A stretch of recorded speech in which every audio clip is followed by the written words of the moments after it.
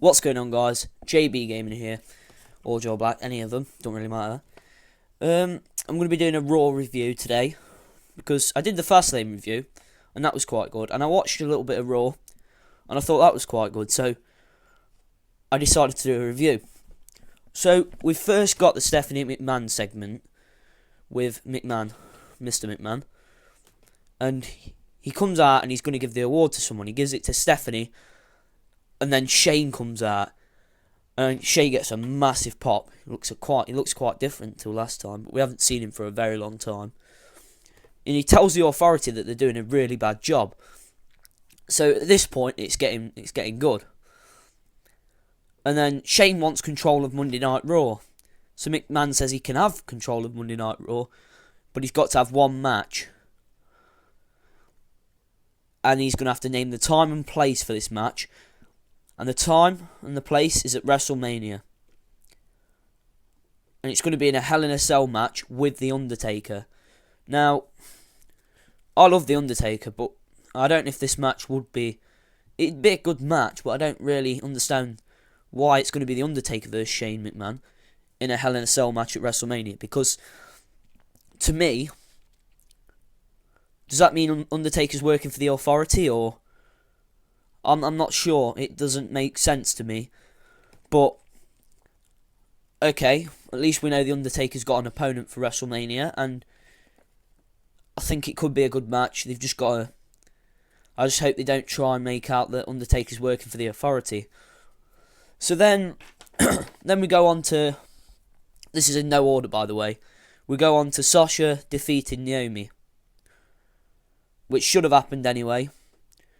And then Charlotte comes down, and she says the Authority have made Sasha versus Becky for the number one contender to see who will face Charlotte at WrestleMania.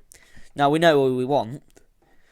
We obviously want Sasha to win this, to go on to WrestleMania, and I think that could happen, depending on how they go about it. Y2J gives praise to AJ Styles, and he basically said he's a good wrestler, he's been around the world, calling himself phenomenal, how he hated him before, and how he's grown to respect him, and he actually says he is phenomenal. They come out, they shake hands, AJ comes out, they shake hands, and then the Social Outcasts come out. This sets up a match between Y2J and AJ Styles defeating Heath Slater and Axel. Average match really, nothing special. Then we go on to the next match. We have The New Day versus Sin Cara versus Kalisto versus Adrian Neville. It's a really decent match. I thought it was a decent match. We've seen it a couple of times, but it was really good. So we have the moves outside the ring. Now, when Neville does the... I don't know what the move was called, but he did this backflip thing onto... Or was it forward flip? It was one of them. And he did it onto BE, and it was amazing. And then he kept his shoulders up. Sin Cara Kalisto jumped on him and did a mid-air corkscrew. It was pretty cool. And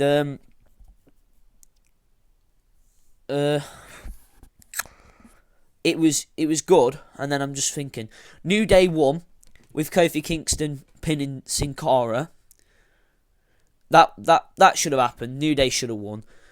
I'm loving the New Day at the moment. I just want Big Cass and Enzo to come up so we can have that match at WrestleMania. That would be a brilliant match.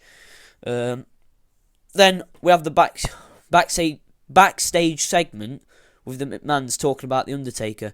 Now, for me, they're making it sound like Shane has to win to have control of Raw. And I definitely don't want The Undertaker to lose at WrestleMania a second time. I just don't think it would be right if The Undertaker loses twice at WrestleMania. He had 20 years of never losing, 21 years to be precise, 21 years of never losing at WrestleMania, and then he loses twice in pretty much 3 years. So I don't think that should happen. I think they should have the Undertaker win and have Shane take control of Raw some way if he wants to be back full time. Or they should have the Undertaker refusing to have a match with McMahon, and then have Shane and the Undertaker team up against two of McMahon's wrestlers.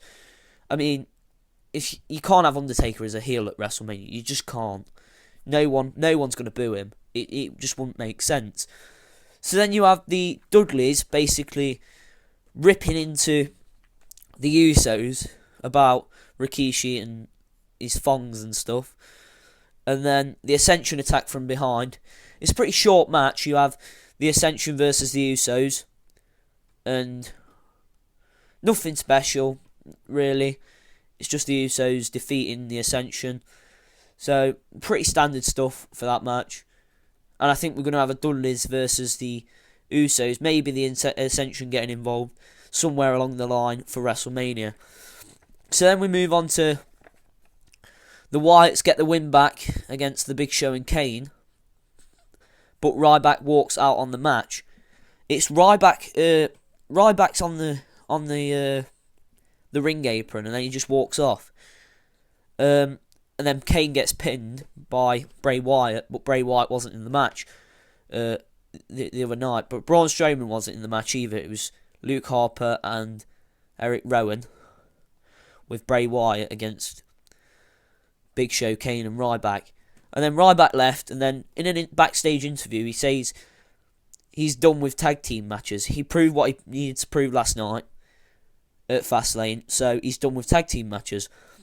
Which is fair enough, really. And he says he has no bone to pick with Kane or Big Show, but I think it could have been a heel turn move, really, where Kane and Big Show's going to have to feud with Ryback because of what happened. Might not go that way, but then we have the gold Dust segment with Truth this week, where it looks like Truth definitely isn't going to have a tag team with him. But they're obviously gonna. They've got to. It's been built up so much.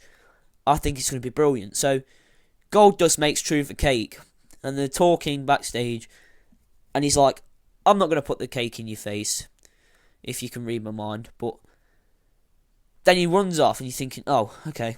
And then he just goes and runs back, puts it back in his face. And then Goldust has just got a cake face. Then we have the Brock Lesnar with Heyman segment. This was... I love Paul Heyman's promos. He's just brilliant. So Brock and Heyman are looking for an opponent. So you hear an ambulance. It comes into the stadium. Dean Ambrose is driving the ambulance. So it's like, okay. Then Dean Ambrose crawls down to the ring because Dean Ambrose is a badass, really is. But I don't think I don't know if he should beat Brock Lesnar at WrestleMania. I think that could be a wild card. Anyway, he crawls down to the arena. Brock stands on his head and starts to leave the arena. And he's at the top of the ramp. Dean grabs the mic and he says, I want you at WrestleMania in a no-holds-barred match. And says, ass, and everyone's cheering Dean Ambrose. Then, Brock Lesnar obviously walks back down. Provoke the Beast. You should not. Then he gets F5'd. And then walks back off. So then we have Sheamus versus Sheamus versus Roman Reigns. Well, we've seen this before, and when we've seen it before, there's been more on the line. So it doesn't really mean anything, this match, to me, really. But it does start a segment between Roman Reigns and Triple H. Because Triple H comes out in the match, and he starts to beat on Roman. They're both back and forth. Roman throws him into the timekeeper's area, and he hits him with the bell. So that's quite cool. And then he beats on Roman. Roman starts bleeding by smashing his head repeatedly on the announce table. Everyone's cheering it, going, yes, yes, yes. So that shows that Roman's going to need something big to make people cheering, because everyone was wanting Dean Ambrose or Brock Lesnar to go to WrestleMania.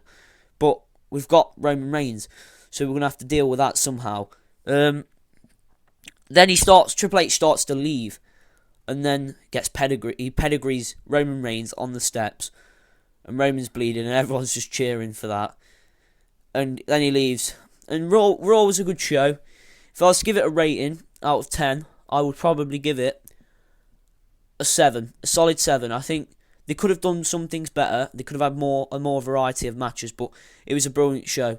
Please like this video and subscribe, and peace out.